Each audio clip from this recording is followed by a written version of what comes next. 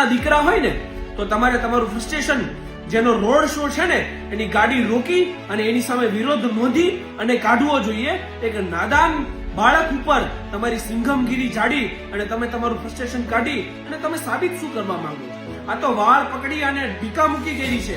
કદાચ આ બાળકને ગોળી મારી દીધી હોત ને તો પણ ઘણા મૂર્ખ લોકો એવું જ કહેત કે આ તો પીએમ સિક્યુરિટીનો સવાલ છે. કેદાર જેવું બાળક એ ગટરનું ઢાંકણું ના હોય એમાં પડી અને મૃત્યુ પામે, પણ જયારે પીએમસી નો રોડ શો હોય ને ત્યારે ગટરના ઢાંકણા તો લાગી જાય, એની પર કલર પણ થઈ જાય અને ગરીબોના જે ઝૂંપડા છે ને એની આગળ પતરા નાખી દેવામાં આવે.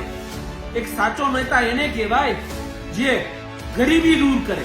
અહીંયા તો ગરીબોને જ દૂર કરવાનું કામ થઈ રહ્યું છે. પીએમ મોદીના રોડ શો ના રિહર્સલ દરમિયાન એક નાદાન બાળક પોતાની સાયકલ લઈ અને રોડ પર નીકળે છે.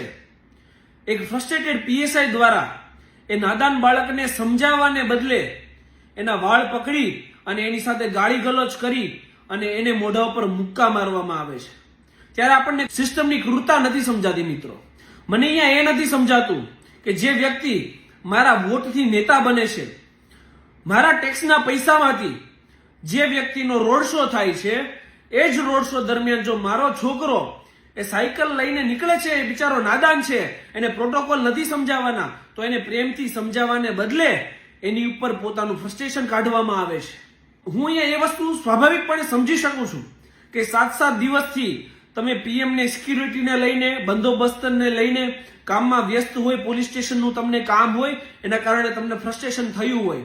પણ જો તમે મરદના દીકરા હોય ને તો તમારે તમારું ફ્રસ્ટ્રેશન જેનો રોડ શો છે ને એની ગાડી રોકી અને એની સામે વિરોધ નોંધી અને કાઢવો જોઈએ. એક નાદાન બાળક ઉપર તમારી સિંઘમગીરી જાડી અને તમે તમારું ફ્રસ્ટ્રેશન કાઢી અને તમે સાબિત શું કરવા માંગો છો? કૂતરું હોય ને એને હડકવા થાય ને ત્યારે સૌથી પહેલા એના માલિકને કરડે છે. બસ અહીંયા મને એવું જ લાગે છે કે ફ્રસ્ટ્રેશનને કારણે ફ્રસ્ટ્રેટ થયેલા પોલીસ કર્મચારીઓ એ એમના માલિક રૂપી જનતા છે ને એની ઉપર જ પોતાની દબંગગીરી જાડે છે. જેમ હડકવાનું રસીકરણ થવું જોઈએ ને એવા પોલીસ કર્મચારીઓનું રિફોર્મ કરવું ને એ અત્યંત આવશ્યક છે. પણ રિફોર્મ કરે કોણ? અહીંયા ચોર ચર્ચા છે રે ભાઈ. મિલે સુર હમારા તુમ્હારા તો સુર બને હમારા. અહીંયા એક જ થાળીના ચટ્ટાપટ્ટાઓ છે. સત્તામાં બેઠેલા લોકો અને અધિકારીઓ એ સાથે મળીને જ કામ કરે છે. તો એક્શન લેવા વાળો અથવા રિફોર્મ કરવા વાળો અહીંયા છે કોણ? અને આ જે બાળક સાથે ક્રૂરતા થઈ છે ને એમાં પોલીસ કર્મચારી ઉપર કોઈ કાર્યવાહી નહીં થાય એની હું ખાતરી આપું છું. આ તો વાળ પકડી અને ઢીકા મૂકી ગઈ છે. કદાચ આ બાળકને ગોળી મારી દીધી હોત ને તો પણ ઘણા મૂર્ખ લોકો એવું જ કહેત કે આ તો પીએમ સિક્યુરિટીનો સવાલ છે, આમાં તો આવું થવું જ જોઈએ, કેમ કે બાળક આપણું તો છે ને. એટલે આપણને તો કઈ લાગતું વળગતું નથી. અને જે મૂર્ખાઓને ગુલામી કરવી છે તો ગુલામી જ કરવાના છે અને સત્તાધીશો આમાં કોઈ કાર્યવાહી કરવાના પણ નથી. અરે મૂર્ખાઓ, ક્યારેક એ તો સમજો કે આજે આટલા મોટા મોટા રોડ શો થાય છે ને એ પણ આપણા ટેક્સના પૈસામાંથી થાય છે.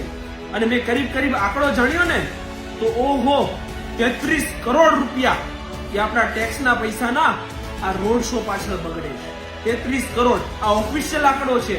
અનઓફિશિયલ આંકડો તો કેટલો હોય ને મને નથી ખબર. ચાહે કેદાર જેવું બાળક એ ગટરનું ઢાંકણું ના હોય એમાં પડી અને મૃત્યુ પામે, પણ જયારે પીએમસી નો રોડ શો હોય ને ત્યારે ગટરના ઢાંકણા તો લાગી જાય, એની પર કલર પણ થઈ જાય અને ગરીબોના જે ઝૂંપડા છે ને એની આગળ પતરા નાખી દેવામાં આવે. એક સાચો નેતા એને કહેવાય જે ગરીબી દૂર કરે. અહીંયા તો ગરીબોને જ દૂર કરવાનું કામ થઈ રહ્યું છે. અંદાજિત 33 કરોડ રૂપિયા જો તમે આની પાછળ વાપરો છો અને જો તમારે ગરીબોના ઝૂંપડા આગળ પતરા મારવા પડે ને તો શરમથી ડૂબી મરવું જોઈએ અને આવા રોડ શો કરવાના ધંધા બંધ કરી દેવા જોઈએ. 33 કરોડ રૂપિયામાં અંદાજિત 3000 લોકોને ઘરનું ઘર અને આજીવિકા મળે ને એના સોર્સિસનું ઉત્પાદન કરી શકાય. તો સાચો નેતા એને જ કહેવાય જે ગરીબી દૂર કરે. ગરીબોને દૂર કરે ને એને સાચો નેતા ના કહી શકાય. અને હું અહીંયા પોલિટિક્સમાં પડવા પણ નથી માંગતો, કારણ કે પછી ઘણા અંધભક્તો આવી જશે અહીંયા પણ વિરોધ કરવા. અને અહીંયા મારે એ વિશે જાજુ કંઈ કેવું નથી, પરંતુ જે બાળક સાથે એક ક્રૂર વર્તન કરવામાં આવ્યું છે ને તમે એક વિચાર તો કરો કે એના માનસ ઉપર પોલીસની કેટલી ખરાબ છબી ઉત્પન્ન થઈ હશે. પછી તમે ઉપરથી એવું કહો છો કે મેહુલ બોગરા છે એ પોલીસની ખરાબ છબી દર્શાવે છે, પોલીસનો વિરોધ કરે છે. અરે તમે તમારા કર્મોથી અને તમારા કાંડોથી સમાજની અંદર એક તમારી નેગેટિવ છબી ઉત્પન્ન કરી રહ્યા છો. તમારે ખુદ તમારા રિફોર્મ પર કામ કરવું પડશે અને તમારે ખુદ એ સમજવું પડશે કે અમે જનતાના ટેક્સના પૈસાનો પગાર લઈએ છીએ. રાજનેતાઓ જે છે ને એની ચમચાગીરી અને પગચંપી કરવા માટે એ પગાર નથી લેતા, પરંતુ જાહેર જનતાની સુખાકારી, સમૃદ્ધિ અને સેવા કરવા માટે પગાર લઈએ છે. તો તમારે એ કરવું જોઈએ. એક નાદાન બાળક સાથે ક્રૂરતા આચરવાનો તમને કોઈ અધિકાર નથી.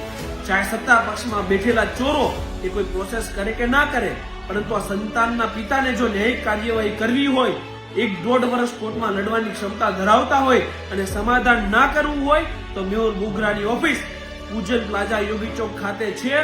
ગમે ત્યારે મારો સંપર્ક કરી શકો. હું નિઃશુલ્ક એમનો કેસ લડી અને જે પણ પોલીસ કર્મચારીએ ક્રૂરતા દાખવી છે એની સામે આપણે ન્યાયિક કાર્યવાહી કરીશું એની ખાતરી આપું છું. અને અહીંયા જે ક્રૂરતા, આપણા ટેક્સના પૈસાનો વ્યય અને જે સત્તાનો નશો છે ને, એ મને જોઈ અને પૂજ્ય નારાયણ સ્વામીના એક શબ્દો યાદ આવે છે કે 14 વર્ષનું રાજ મળ્યું તોય ભરત ના ફૂલાય, પરંતુ 5 વર્ષનો પ્રધાન આજે કોઈથી જાલ્યો ના જલાય, સમજણ જીવનમાંથી જાય ત્યારે જોયા જેવી થાય. એટલે અહીંયા જેને સમજાય એને વંદન. બાકી કોમેન્ટ સેક્શન ખુલ્લું જ છે. જેને આનો પણ વિરોધ કરવો હોય એ કરી શકે. જય હિન્દ, જય સંવિધાન. ધન્યવાદ.